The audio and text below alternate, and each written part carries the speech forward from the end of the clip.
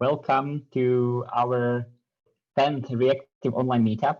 I'm really excited that you made the decision to join us today for a special online meetup in which we are going to deep dive into the topic of how to design complex async apps. So just to prepare the ground for our next speakers, who are with Meta Talk, Alexander Smirnov, and the talk has a title of Running Custom Neural Networks in a Browser. And our dev talk will be presented by 𝗕𝗏𝗓𝗓𝗓𝗓, and the title is Everything is an Actor. Just before we start, I would like also to thank our media partner, 𝗔𝗕𝗦𝗧𝗏, which is an online magazine which observes current news from IT startups and businesses. So if you are fluent in Czech or Slovak, make sure to check it out. Just to introduce myself, my name is Andy or Andrej, and I'm from Vacuum Labs, which is a company that started the ReactiveConf in its beginnings in 2015. Vacuum Labs focuses on providing flexible and reliable software engineers to clients all over the world, and we help them build fintech, blockchain projects, or online marketplaces.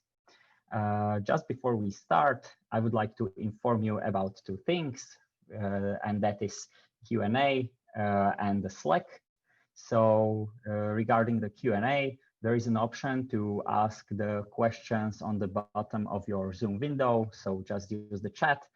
Feel free to ask questions during the presentation. I will try to get to all of them after the speakers end their talks.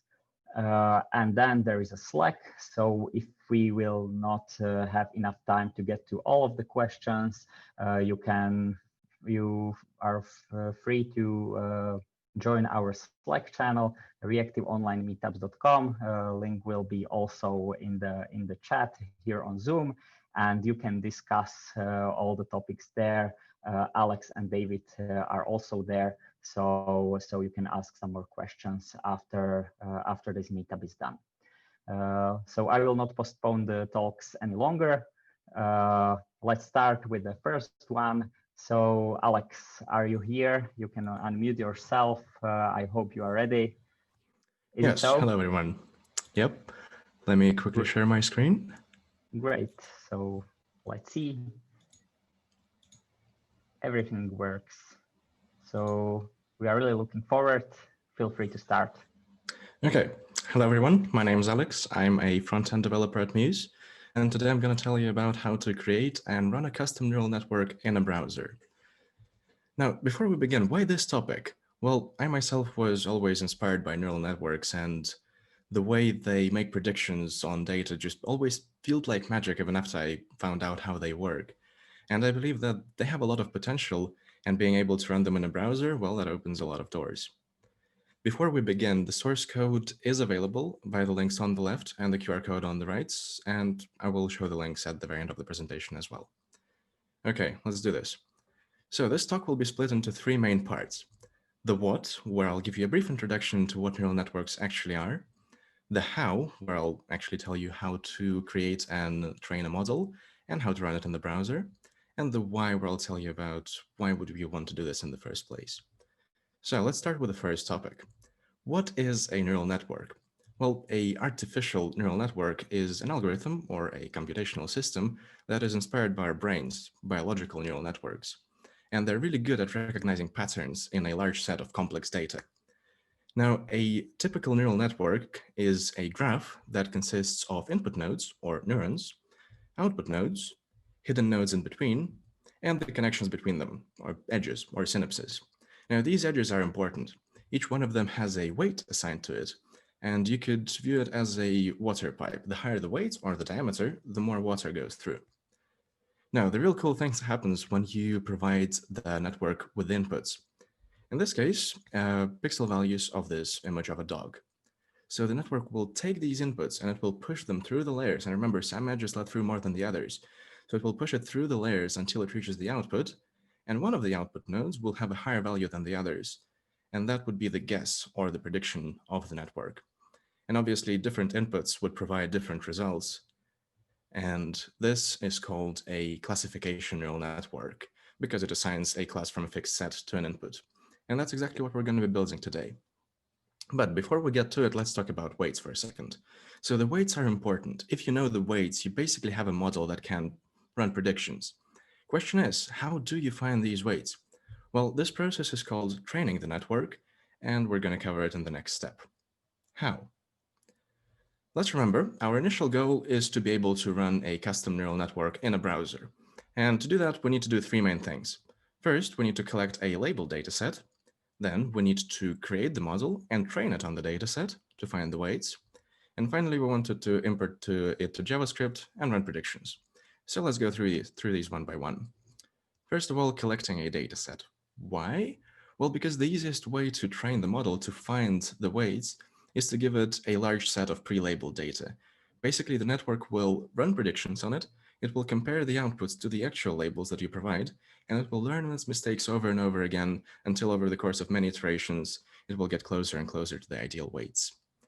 So for this example here, I've collected over 100,000 images of handwritten letters and digits, and we're going to be using this for training the network. Now, speaking of training, how do you actually do this? Well, while you could train the network from scratch and write the code yourself, it's a lot easier to use some third-party tools. And today we're going to be using Python and TensorFlow, where TensorFlow is a set of utils and helper functions that really simplify the whole process of machine learning. And one of the best parts about TensorFlow is that it actually comes with TensorFlow.js, a JavaScript package that helps you with integrating machine learning tasks into your web app. Okay, I know that probably not all of you here are familiar with Python, so I won't go into much detail in the next section, but it's super simple, I promise you. So how do you make a network in Python? Well, it only takes a few steps. First, you want to load the dataset that you collected with a helper function. Then you want to create a model, and here each line is one of those layers I was talking about, the input, output, hidden, and this is not the main topic of this talk, so don't give too much thought to it. Anyway, once you create the model, you want to find the weights, you want to train it. And this is done using this one simple line. However, this line can take anywhere from minutes to hours, days, or weeks to finish, depending on the complexity of the network and the size of the dataset. But once it's done, there's not really much left to do. You just need to export and save the model to the TensorFlow.js format, and that's it. So with just 4 steps, we've created a trained network. How do we use it now? Well, it's even easier. In JavaScript, you want to install and import the TensorFlow.js package, then load the model that you've just created. After that, you want to create an input tensor with the values you want to classify. And in our case, the values are going to be the pixel values of an image. And the tensor is basically a n-dimensional vector. So like 0-dimensional would be a constant, 1-dimensional vector, 2D, a matrix, and so on. Finally, after you have the input, you provide it to the model, and it gives you the prediction back. And the result of the prediction is basically an array of probabilities, where each element gives you the probability of input representing this class. And that's it, 4 lines, and we have a model running in the browser. And what can we do with it? Let's take a look. So this right here is basically a fancy wrapper around the 4 lines I showed you earlier. What it does is it takes an input and it provides you with an output. On the left, you can see the prediction with the maximum probability, while on the right is a map of all classes that the network knows about and the probabilities of them. And right now you see that it's almost certain that, well, what I drew is a P. But if I draw a line like this, the network is not really sure. It could be an I, could be an L, because both of those could be a line, but it could be any other of these things. And it's actually true. If I add this line here, the network is fairly certain it's a Y. And when I add this, it knows it's an X. And the cool part about neural networks is that while it can take a while for them to train, running doesn't really take much. And this network is fairly simple. So basically the prediction speed here is almost real time. And you can see that as while I draw this line, the network basically run all those predictions real time. And right now it's not really sure what I'm drawing, but as soon as I start adding this line, it becomes certain it's a 7. And when I add this, it knows it's a Z. So this is a neural network in a browser, and it basically answers our question on how to do this. And a quick disclaimer, this network is really simple, and I only traded for a few hours, so the predictions are not perfect. But if you increase the complexity of the model, or you train it for longer on a bigger data set, you get progressively higher values of accuracy. Anyway, now that we know how to create a network in the browser and how to run it there, let's go back to the presentation and answer the final question. Why? Well, actually, there are two questions here. Why would you run it in a browser? And why would you use it in the first place? So let's start at the first one. Why in a browser? Well, the obvious opposite way of doing this would be running it in a server and communicating via requests. And both of these approaches have their pros and cons, so let's take a look at a few. First of all, if you run a network in the browser, the prediction speed will depend on the device of the user because all the computations will be done on their end. While on the server, it's constant for your server. On the other hand, the prediction speed in browser networks doesn't depend on the number of users. While on the server, it would be bottlenecked if you have a lot of users accessing at the same time. Also, in a browser-side network, the users will have to download the whole model, all the weights for it, before they can use it. And the files could be big, it could be hundreds of megabytes or gigabytes or even more. While on the server, they only need to send requests with their input data and get the predictions back. However, not all users want to share their input data, and in a browser-side network, they don't have to. While on a server-side network, you don't have to share the trained model, and you can keep it as a business secret. Finally, browser-side networks can run offline, and they can be used for something like progressive web applications, while for server-side networks to work, you have to have internet access. Now, this is not a complete comparison, but it gives you a basic overview of the differences between the two, and you can see that the approach you should use highly depends on the type of the application you're developing. Now, on the topic of applications, why would you use a neural network in the first place? Well, as I mentioned earlier, you might want to use one when you need to find patterns and make predictions on a large set of complex data. And examples of that include something like image classification, like we did right now, or computer vision, like those face masks in Snapchat, or voice recognition and voice generation, or optimizing search results, and many other things. And a lot of companies already use machine learning in their products, like Google use it in their translator, assistant, a lot of other services, like Pinterest use it to optimize content discovery, and Airbnb use it to optimize search ranking and display the most relevant results. Now, this is not a complete list and it can go on forever. And it basically answers the why. And we already know the what and the how. So let's sum it up. Neural networks can do a lot of things. And coming up with a suitable design and layout for the model can be challenging. But for a lot of tasks, it's still easier than creating an actual algorithm. The possibilities are literally limitless.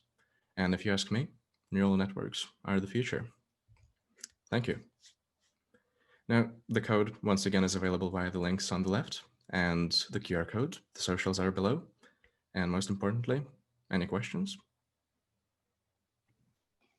Thank you, Alex, for your presentation. Thank you very much. It was very insightful. As far as I can see, there are no questions yet. But just out of my pure curiosity, do you have any, if you have any personal experience with shipping those networks to real clients?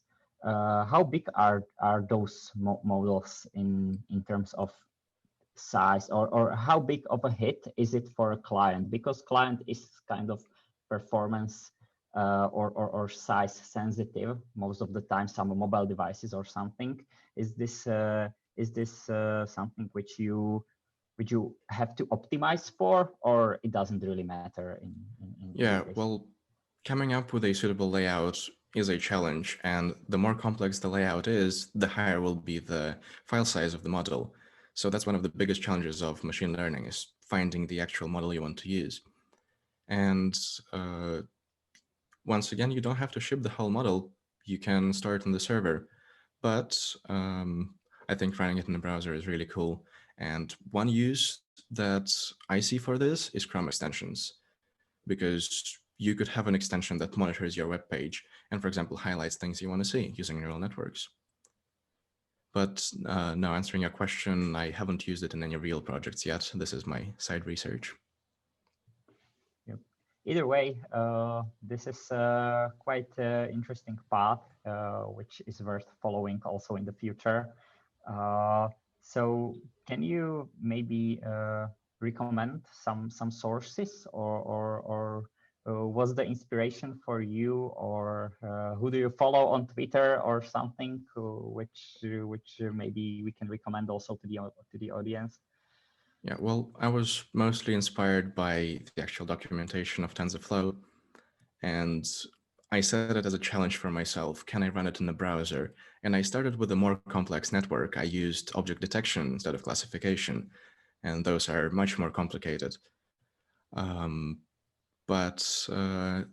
Yeah, it's basically the documentation and a lot of Medium articles. I wouldn't remember all of them. So it's a neural network recommending you another articles about the neural networks. Pretty much. Yeah, completely understood. So thank you again, Alex. Or maybe there was one question just landed in the chat. Did you take any online courses? Can you suggest one? I didn't. Well, technically it's an online course, but it's what my university provides. Like, we have a machine learning course, but I learned most of the things just by browsing Stack Overflow and documentation.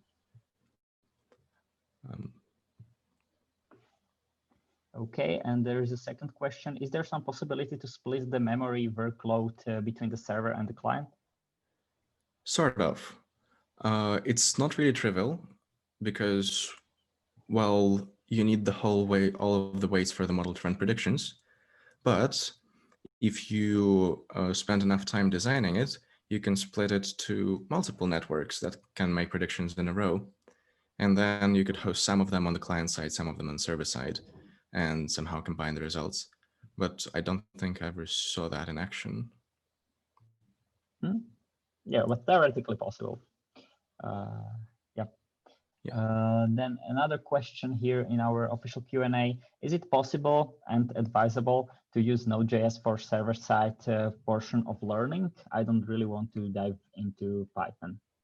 It's definitely possible. TensorFlow.js supports learning, but it's going to be really slow, probably. It depends, because a lot of training processes are optimized by the GPU, and TensorFlow and Python really uses that a lot, while Node.js, I'm not so sure, but it's definitely possible, and you could experiment with it. Okay, I see another question. Can I compare neural networks to support vector machines performance-wise? I am not really experienced with SVMs, so I can't give you an answer straight away, but I'm pretty sure it's fairly simple to write a benchmark for these two. Yep. Okay, so that's all for the questions, and thank you. Thank you very much. Let's continue with David. Enjoy the rest of the evening. Thank you, guys. Or the day. Cheers. Thank you. David, are you here? Are you ready? I am. Yeah, let me just get my desktop ready. Okay. Yeah, seems like everything works. We are really looking forward. So the stage is yours. All right, thank you. First of all, my name is 𝗷𝗓𝗫𝗫𝗫. I'm at David KPNO everywhere. I'm a software engineer at Microsoft, and I created XState. But today I actually want to talk to you about something called the actor model, and that's sort of what the talk is all about, the fact that everything is an actor. And so just simplifying everything to this notion of actors communicating with each other can really simplify the way we think about our software and all of the parts talking to each other and having to work with each other. So yeah, first let's consider a real life example from better times when there wasn't a pandemic that completely interrupted our lives. Suppose you wanted to go to your favorite cafe to sit down, get a coffee, and maybe get some work done. We'll use a dotted line to represent sort of a timeline of events that could happen in this interaction. So you walk up to the cashier and you ask for a coffee, and the cashier has to tell the barista what the coffee order is. so they could start making it. And in the meantime, the cashier tells you that it's going to be €3. So you get your credit card out and you pay the €3. And so now that payment process itself is a series of events. So from securely sending the credit card information to a payment gateway, getting confirmation that a payment went through, adding a tip, maybe registering reward points if they're a frequent customer, and whatever else a payment platform may do. So when you made your payment, the cashier then gives you a receipt. And then you wait a few minutes and the barista prepares the coffee, gives it to the cashier, and then the cashier delivers the coffee to you. So getting a cup of coffee in the morning actually involves a lot more communication than you may think. Now, there's this idea called eventual consistency that states that in a distributed system, everything observing a value will eventually get the latest value, as long as that value doesn't have any new updates. In software, where you typically want to know the value as soon as possible, this can be a bit frustrating, but in real life, this actually makes sense. If something happens somewhere in the world, which has happened far too many times in 2020, and even as recently as now, we're in the United States, we have the election. Not everyone is going to know about it immediately. So like you may have heard, the election results weren't known by everyone exactly the moment that they were posted. Instead, they trickled through Twitter or Facebook or just all of these other avenues. And then people eventually checked their phones and they saw, oh, hey, we have a new president. But it's never immediate. So that's just one example of that. The key point is that it doesn't happen immediately, and it happens due to communication. So let's take a little bit of a nicer example. When you enter the cafe, you want a coffee, right? And so you're probably thinking, I would like a coffee. The barista doesn't know that, even though they could probably guess, because they can't read your mind. But they will eventually know that you want a coffee if they care to ask, what would you like? So the fact that you want a coffee is part of your internal private state. Again, no one can read your mind.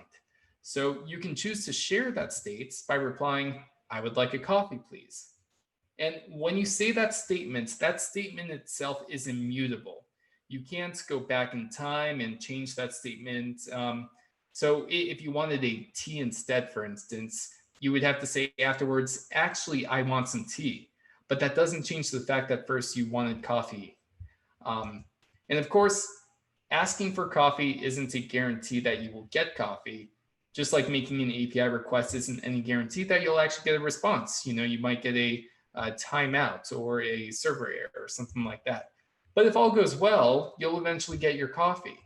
And all of this is done via message passing. And we could consider each individual in this scenario to be an actor, both the person ordering the coffee and the person making the coffee. And both of them are communicating with each other to achieve a certain outcome.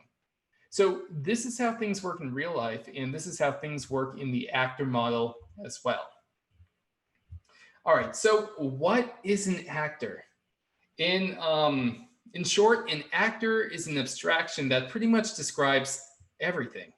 An actor can be thought of as any entity that could send and or receive messages. They react to messages, meaning that when they get a message, and only when they get a message, they can do something. And we'll talk about what they could do pretty soon. In terms of programming, an actor can send a message from one actor to another actor that it has reference to. So sending a message can be thought of simply as a function call. So just like you talk to people that you know or that you're in contact with, actors can only talk to other known actors. But just like with emails or phone calls, you can include a reference to yourself so that the recipient actor can reply to you. Obviously, you can't email someone, if you don't know their email address, and they can't reply to you if they don't know yours. So when an actor receives a message, it can decide what to do with that message. For example, it could just send a message right back, or it could do a number of other things too. And so this actor model is actually nothing new. In fact, the actor model is even older than state charts, which I talked about last time at ReactiveConf, and I've been talking about state machines and state charts for a while. And yeah, the actor model is even older. It was first formulated in 1973 by Carl Hewitt, Peter Bishop, and Richard Steiger in a paper titled A Universal Modular Actor Formalism for Artificial Intelligence. So yeah, we went from one artificial intelligence talk to another, technically. It was influenced by the Smalltalk language created by Alan Key, who some of you may recognize Alan Key as the person who coined the term object-oriented programming, or OOP. But what's interesting is that Alan Key envisioned OOP, which is commonly viewed as everything is an object, with more of a message passing approach. And that was something that his Smalltalk language emphasized. Alan Key says himself that the original vision of OOP was basically the same thing as the actor model. Now, there's a few programming languages which embrace this actor model. Erlang, which was created by Joe Armstrong, who passed away, I think about a year ago, is probably the most well-known, and it's heavily used in telecommunications, which is where the actor model shines, which, you know, in a distributed computing environment where you have thousands and thousands of computers all over the place talking to each other. Elixir is built on the Erlang virtual machine, and it's basically Ruby for Erlang. I really recommend you check out Elixir. It's a very nice language. Akka is probably the most popular actor model implementation. It's built on Scala and Java. And there's even an akka.js and an akka.net. And Pony is another lesser known object-oriented actor model language, but it just goes to show that you could create entire languages that are based on this idea of an actor model. All right, so actors have a few basic rules, and these rules are rules that have remained unchanged for the last 50 years or so. Just like we have, you know, rules in whatever framework or programming language we use about render purity and immutability and all of that sort of stuff. These rules are what make the actor model work so well in distributed and concurrent systems. So the first rule is about locality, which is all computation is performed within an actor only. As per the title of this presentation, everything is an actor because the actor is the fundamental unit of computation. In fact, you can model pretty much everything in programming as actors, even individual values, but we're not going to get that granular because that quickly becomes, you know, unpragmatic. So since all computation is performed within an actor, it can also contain its own behavior and state, which can sort of be thought about as the same thing. And we're going to talk about that a little bit later. So then how can an actor read another actor's state? And so that's where the second rule comes in. Actors can only communicate through messages, nothing else. And messages, like we talked about, are immutable, which provides a guarantee of no shared states between actors. So if one actor wants to read another actor's state, it needs to ask it via a message. The receiving actor can then choose whether to send back a message, which might contain the desired state, or send something else, or just not send something at all. If you think about actors the same way as communicating between the client and server via HTTP, that's basically the same idea. Like, you can't directly read a database. You have to ask a server, hey, I want to know this information from the database, and the server can decide whether it should grab that information or not. Now, actors are reactive in that they react to incoming messages. And there are three things that an actor can do when it receives a message. So the first thing that it could do is it could change its state or its behavior. And so remember that actors have local isolated states, which includes all the data and logic that determines what the actor should do in response to a message. For example, if you send an increment message to an actor, it can change its internal states to its current count plus 1. It can also determine that the counter has reached its max and change its behavior so that nothing happens if another increment message comes. Otherwise, it would go above the max. So actors can also send messages to other actors that it knows about. And so this makes sense in real life too. Just like we talked about, you can only talk to people that you have contact with, either their phone number, Twitter handle, or email address, you know, something like that. But just like with Twitter handles or email addresses, you could also send a reference of another actor to some actor, so that the actor you send the message to can communicate with that actor. So again, you could basically think of this in real life terms. An actor can also create or spawn a finite number of child actors. And these child actors are just like every other actor. They follow the exact same rules. They have their own isolated states and behavior. They're their own breathing, living things. And remember, an actor can only know of some external states if it receives it via message, or if it's born with it. That is like if the parents can create a child actor that already has some relevant data from its inception, just sort of like real life. You could think of DNA as this, sort of born with its sort of states. So even though actors all follow the same rules, they can behave a little bit differently in reaction to a message that they receive. And this is what's called an actor's behavior.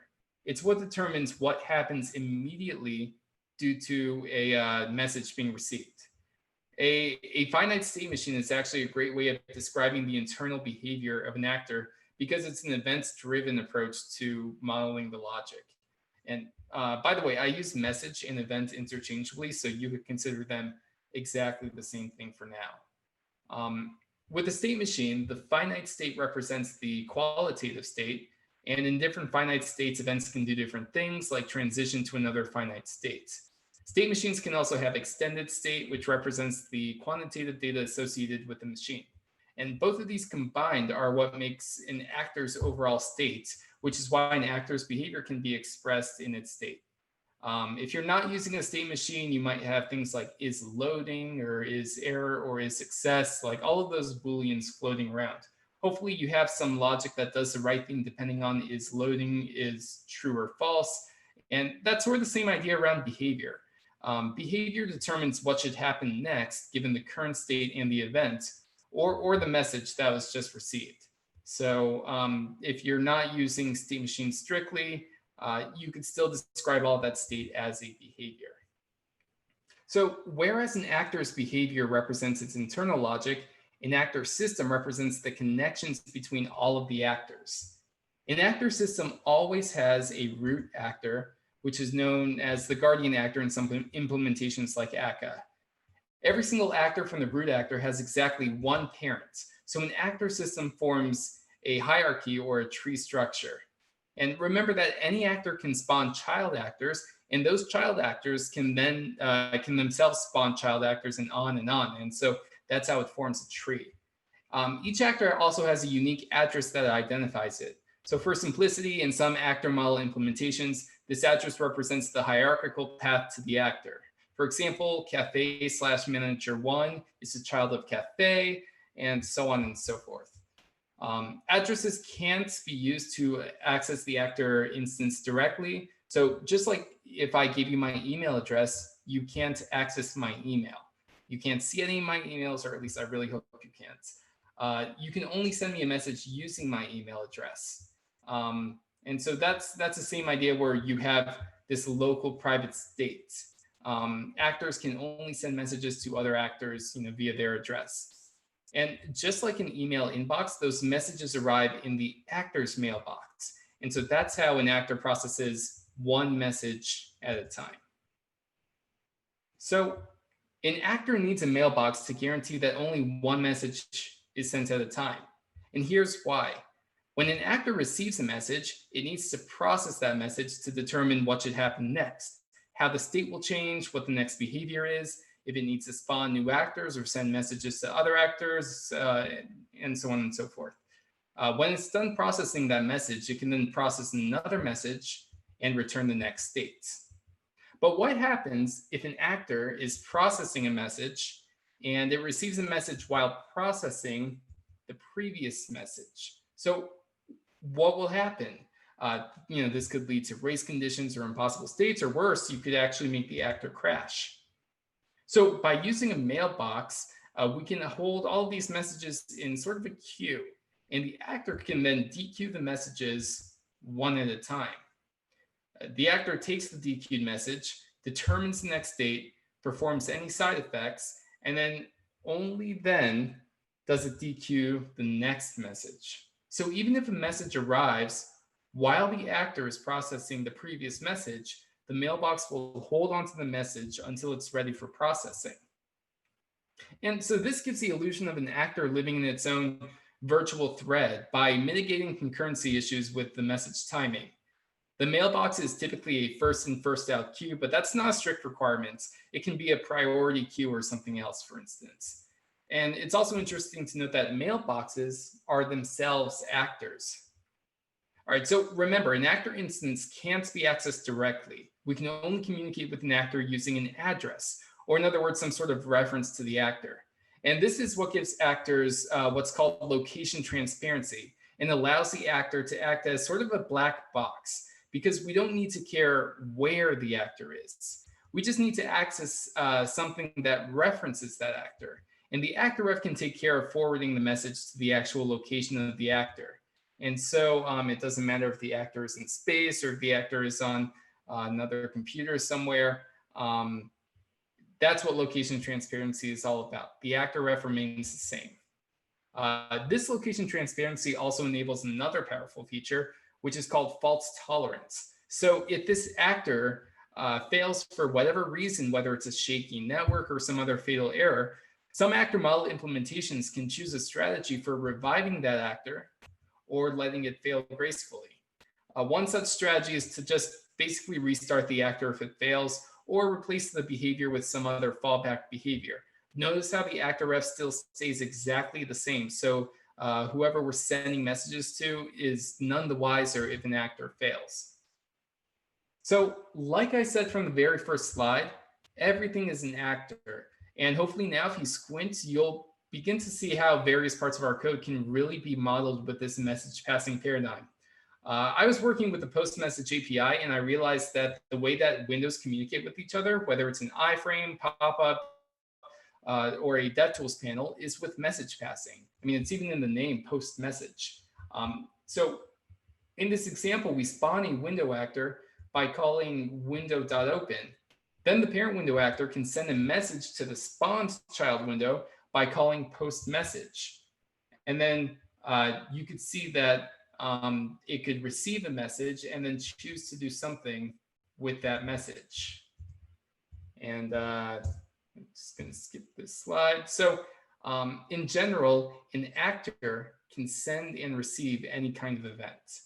So how can we consider other constructs like promises and observables and things like that to be actors? Well, a promise can be considered an actor that can only ever send back at most one message, which is a resolved or a rejected value. And at first I didn't think that promises can receive anything, but in the browser, you can send an abort controller abort signal to abort a promise. And that's about the only thing that a promise can receive. There's really no other type of communication with promises. Observables are a little bit different. They're sort of like promises, but they could admit basically multiple values. So whereas a promise could admit at most one value, observables could emit potentially many values, and also things like a completion signal or an error signal. And so if it sends one of those signals, the observable is terminated and it could send no more values. In the TC39 observable spec, it isn't specified that observables can receive any events. So essentially, observables are one-way streams of data. RxJS, though, has this thing called subjects, and subjects can also receive values, and it can emit those values too. So internally, an observable has a source where it generates values. So that source can also act as something that can receive values if you look at it that way. Like I mentioned at the beginning, I created XState, and XState is a state machine and state charts library, but it's also a library that embraces the actor model and uses that to sort of create a simple framework for creating actors that have behavior that's defined by each of these machines. And so when you interpret an XState machine, such as with the service equals interpret machine, essentially you're creating an actor. You're creating this entity that you could send all sorts of events to, and this machine or the service can also spawn actors as well. And so we're going to see that pretty soon. This general idea of everything is an actor is basically true for XState. So XState can also invoke and spawn child actors.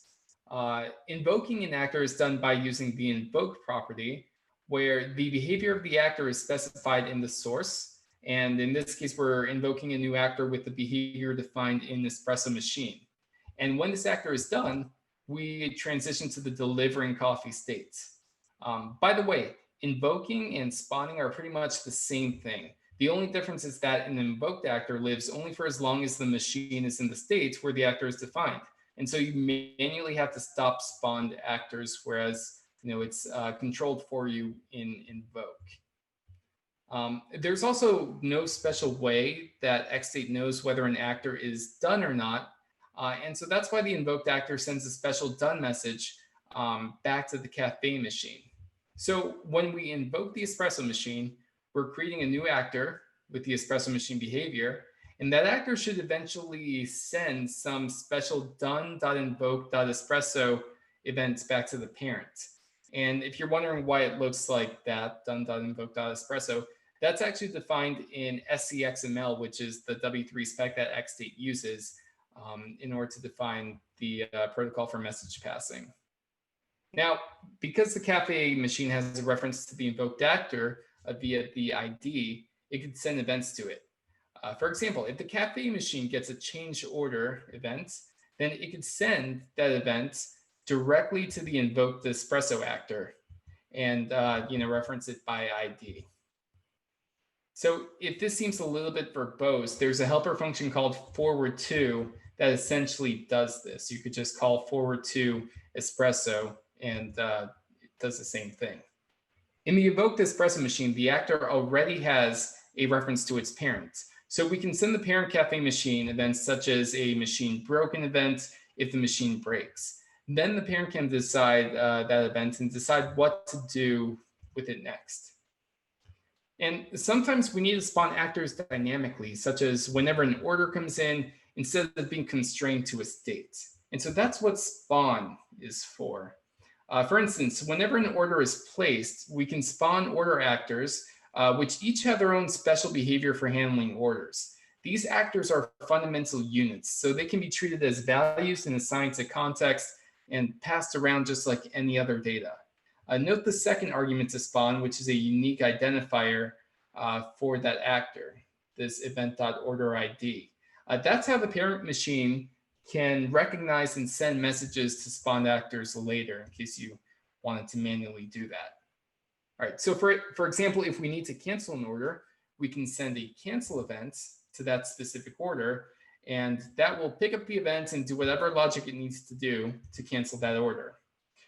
The upcoming XState version 5 is taking everything as an actor to the next level by simplifying how it creates actors. In version 4, it treated promises, observables, callbacks, and other machine special by internally adapting them to be actors. And this made general use cases easy, but made all other use cases a little bit harder. In version 5, this will be explicit. You will only be able to create and communicate with actors. Helper functions will make it easy to invoke actors, such as from promises or observables, and also spawn them. So we have the spawn.from, which is a lot more type safe than just having a spawn function.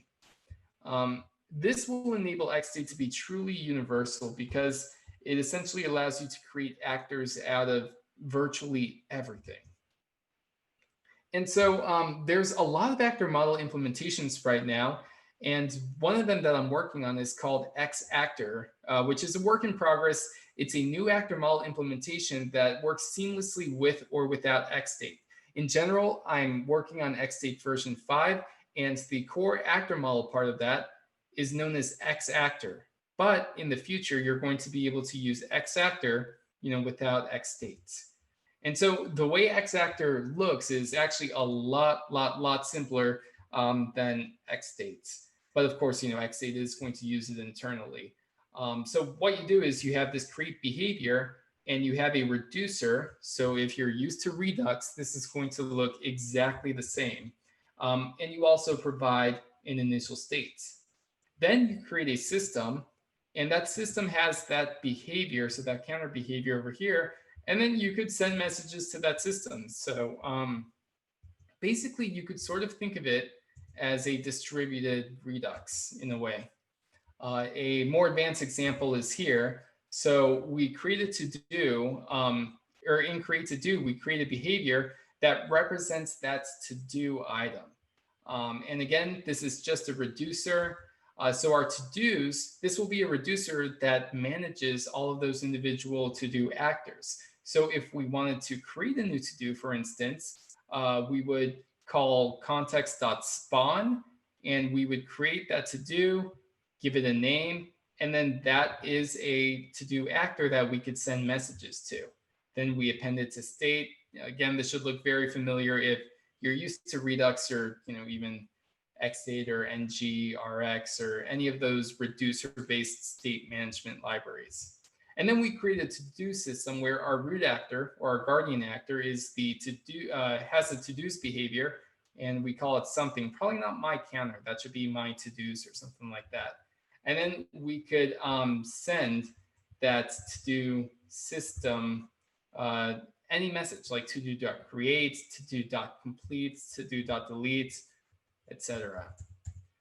So thank you, ReactiveConf. I hope that learning about the actor model changed the way that you think about, just handling asynchronicity and concurrency in your applications, because there is a mathematical model that actually makes this a lot easier. So thank you. Thank you, David. Thank you very much. I really love that when someone is taking the ideas that were presented, I don't know, 40, 50 years ago, and recreating them in the new setting of the applications of 2020 or 21st century. So really, really insightful. I'm looking forward probably to a weekend, and I will hopefully have time to try that out as well on some playground myself. So thank you very much. Let's see whether there are some questions in the Q&A or in the chat. Okay, so there is a question in chat. Would a program of any sufficient complexity usually be composed of multiple actors systems? And would the guardian nodes then maybe know about each other, that is, know each other's IDs/name? Yeah, that's a good question. Sufficient complexity. So essentially an actor system is itself an actor, just like, we're an actor, but we have different organs which each have their own, mind of their own. They each are responsible for doing each of their own things, but we could consider the entire human body like its own actor system. However, we have to communicate with other humans, which might have their own actor system. And yeah, so basically, if you just define everything as this hierarchical structure of smaller actor systems that are talking to each other as part of this bigger actor system, you still have the same actor system. And so some of you might be thinking, this actually really has parallels with microservices. And essentially, it's the same thing. So the same architectural guidelines that apply to microservices and distributed systems are going to apply to, using the actor model in the front end or back end or wherever you want to use it. The second question was, and would the guardian nodes, maybe know about each other? So yeah, that's the thing about an actor system. If you have two actor systems that need to talk to each other, essentially you have a bigger actor system that knows about those and can sort of mediate requests between those and message pass back and forth. So essentially, if you have two disparate systems, they don't know about each other, they can't talk to each other. So in other words, there's always a system somewhere. Thanks a lot for the answer. From our Q&A, do you see any benefits to the application of the actor model when building UIs in a non-distributed systems? Yeah, I definitely do. In fact, The title of this talk, Everything is an Actor, really is because when I was working on UI, first I started seeing like individual behaviors as, oh, all of these are state machines or all of these are state charts. And then realizing that, for example, if you're working in React or Angular or Vue, each one of your components can be thought of as an actor. And so the way that one actor communicates with another actor might be something like Redux or even props passing. So for example, an on-click handler or an on-change handler, that is message passing itself. You have the child communicating to the parent something that just happened. The child isn't going to tell the parent what to do. Instead, it's going to communicate via those events. And in general, when designing and developing UIs, having an event passing architecture makes things so much simpler because now you think of everything in terms of events. Redux discovered this really early on, with Flux and all of that. And, it's been widely adopted. So I would say that, just this idea of having events as a main communication mechanism really speaks volumes to, the next step, which is the actor model everywhere. Okay, and the next question is about some examples, or what are the most common recommended ways the XState is being used? XState is being used in lots of things. I would say that the most common application is in UI, just because that's where all the demos are, and there's plugins for React, but also for Vue, for Svelte, ways to do it in Angular. There's actually a lot of frameworks that don't even really need a plugin or an adapter for it. You could just use it directly. But there have been other interesting places where XState have been used as well, including the backend. A lot of people are using XState as a way of managing state on the backend, persisting the state to a database, restoring it, and then continuing, and sort of using it in a workflow sort of sense. And then there's wilder applications too, people using XState for blockchain of all things, and things like that. So, but mostly UI, a lot of backend as well. Yeah. Here we go with the performance question. As message processing happens one by one, and as every message goes through the root actor, then isn't the root to-dos actor a performance bottleneck, or how can this scale? So not necessarily. The root is just it's just an actor itself, and you have a tree of actors as well, and you could always send messages directly to one of those actors. Remember, those actors are like, they have a mind of their own. So if you think about it like a company, you have the CEO at the top, and then you have, managers, and then you have you who you work under your manager works under the CEO. And everything that's told to you might be told to you directly from some external source. It might be told to you directly from a manager, but it doesn't come from, top down always. So, yeah. But I mean, even React, like the way that it handles events, the components don't receive it directly. What happens is React has its own internal engine in which it processes events and then delegates to components, hey, you handle this event, you should handle that event. So there is already that idea of, events don't go directly to the actor right away. Yeah. Yeah, but that was a great analogy. The last question from our Q&A, what about security? Do the vector-based languages provide it? That's an interesting question. I'm sure they do. In fact, Actor Model provides a way where, since your only way of communicating is via events, you're essentially only validating events. You might have some sort of security mechanism that just authorizes and makes sure that you only send an event back if you're authorized to do so. I'm actually looking at ACA security as well. There's an entire section on it. Actually, it's extremely outdated, but yeah. And in fact, if you think about HTTP and just servers in general, you can't reach directly into a database. I mean, that's for just the way that message passing works, but that's also a important security consideration. And so that's why you ask the server, which again has its own internal localized state, which is not visible to the outside world. It uses logic to decide whether it should send back that sensitive data or whether it should say, hey, you're unauthorized to see this data. And so, that's why you're really limiting the scope of attack vectors, really, because it's all just the same event passing. Yeah, and as you also said in the beginning of this Q&A session, when you imagine it as microservices, for example, or use that analogy, so that works also pretty well. Or I can imagine some security layers and measures also. Yeah, like you would have an API gateway. Yeah, you would have an API gateway, for instance, and that API gateway could itself be thought of as an actor. Yeah, absolutely correct. There are many questions appearing, so let's try one or two more, and then we can move the discussion to Slack. So from Dusan, are there any exceptions to the synchronous nature of message processing? Could an actor delegate tasks to child actors to simulate multitasking? Yeah, no, it definitely can. So by synchronous, I'm guessing they mean that when it receives a message, it does something immediately after that message, which is true. That's what happens.